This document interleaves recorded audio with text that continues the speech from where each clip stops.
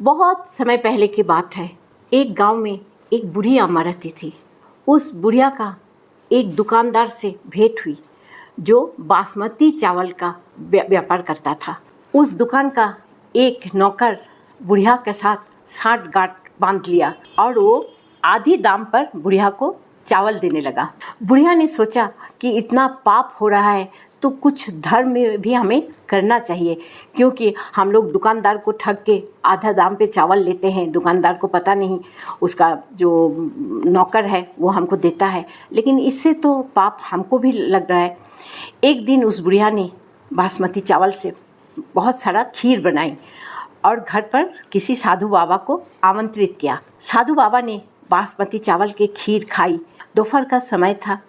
बुढ़िया ने कहा, महाराज आप तो खाना तो खा लिए, आप थोड़ा सा आराम कर लीजिए मेरे घर पे। साधु बाबा ने बात को स्वीकार कर ली। साधु बाबा को सोने के लिए बुढ़िया ने एक अच्छा सा बिछाना बना दिया बगल के कमरे में।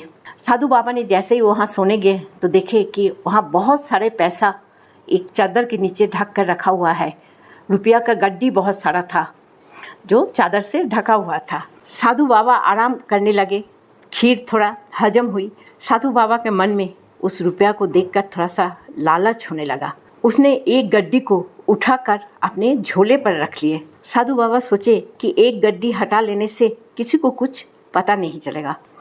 साधु बाबा ने एक गड्डी उठाकर झोले में रख लिया और शाम हुई तो साधु बाबा ने बुढ़िया को आशीर्वाद देते हुए कहे, माँ अब हम चल रहे हैं।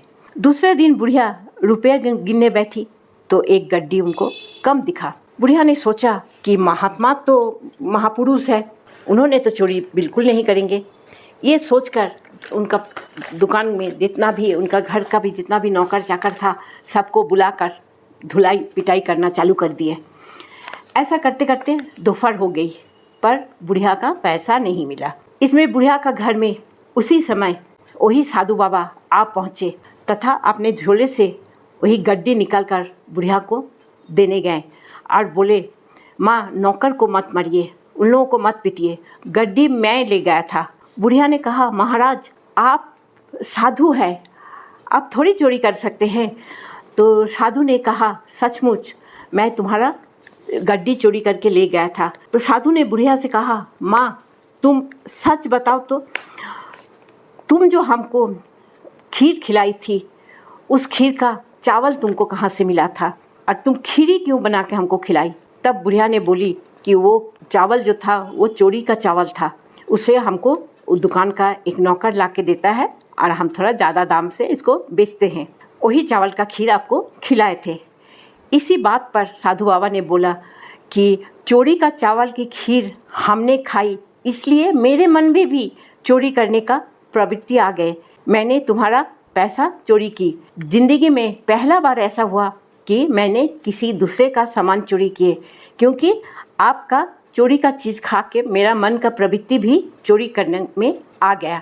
तो मित्र, हम लोग कोई भी चीज़ जो खाते हैं, जिस प्रवृत्ति से वो चीज़ बनाया जाता है या खिलाया जाता है, हमारा मन का अंदर उसका प्रभाव ज़रूर पड़ता है।